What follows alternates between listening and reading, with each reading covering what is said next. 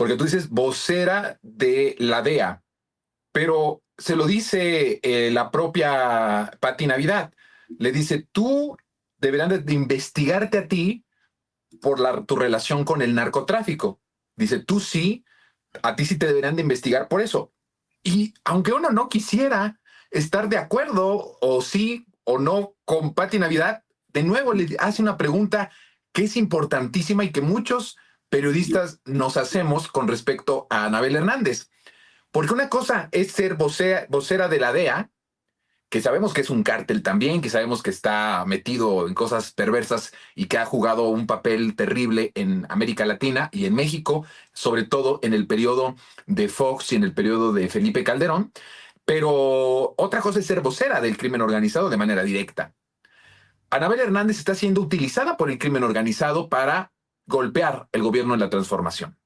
Las narrativas que impone a través de un montón de resonancia alrededor ya de la figura de Anabel Hernández, que antes nadie la apelaba porque hablaba, ¿no?, de Calderón o de Enrique Peña Nieto, ahora tiene una resonancia en todos lados, desde Radio Fórmula hasta Aristegui, ¿no? Entonces, toda esta resonancia tiene un objetivo, por supuesto, golpear al presidente de la República, al proyecto de transformación. ¿Quién verdaderamente está detrás de Anabel Hernández? ¿Está siendo vocera Anabel Hernández del crimen organizado?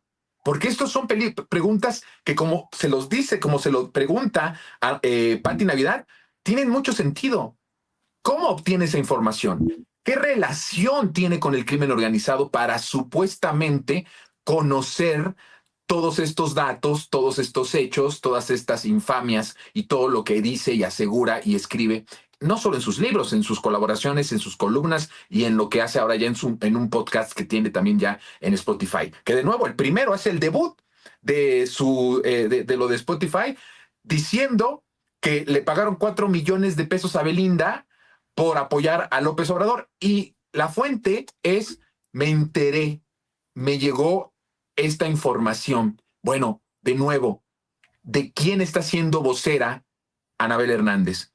¿Y qué intereses detrás de Anabel Hernández existen para imponer una narrativa claramente golpista en contra del gobierno de López Obrador y de lo que representa este proyecto?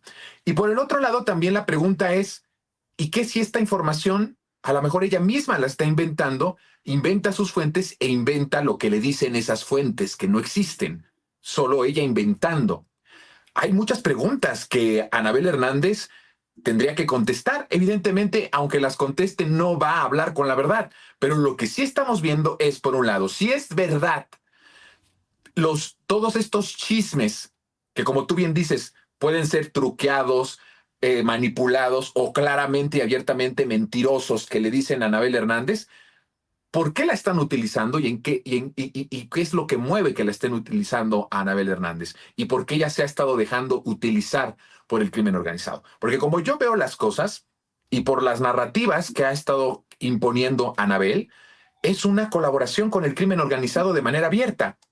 Es una colaboración estrecha con capos, con sicarios y con personas que están involucradas en el crimen organizado. Por eso el presidente Andrés Manuel hace unos cuantos días, semanas, le dice a Anabel Hernández, que se ofende mucho a la señora, pero le dice, pues debería de ayudarnos a colaborar en el caso de los de Ayotzinapa, porque si tiene contacto con estos personajes, tal vez nos pueda ayudar a encontrar a los 43 o a entender más qué es lo que pasó la noche de Iguala. No es gratuito que el presidente haya dicho esto, es que hay esta duda legítima de por qué ha sido interlocutora del crimen organizado. ¿Qué gana Anabel Hernández de manera personal al ella misma, no estamos nosotros acusándola de eso? Ella misma se ha puesto como interlocutora del crimen organizado. ¿Qué es lo que gana? ¿Cuál es la conveniencia económica? ¿Quién le paga a Anabel Hernández? Porque si lo que estamos viendo es que ella repite todo lo que los narcos dicen, entonces tal vez la respuesta de quién le paga puede estar por ahí. Esto es peligroso.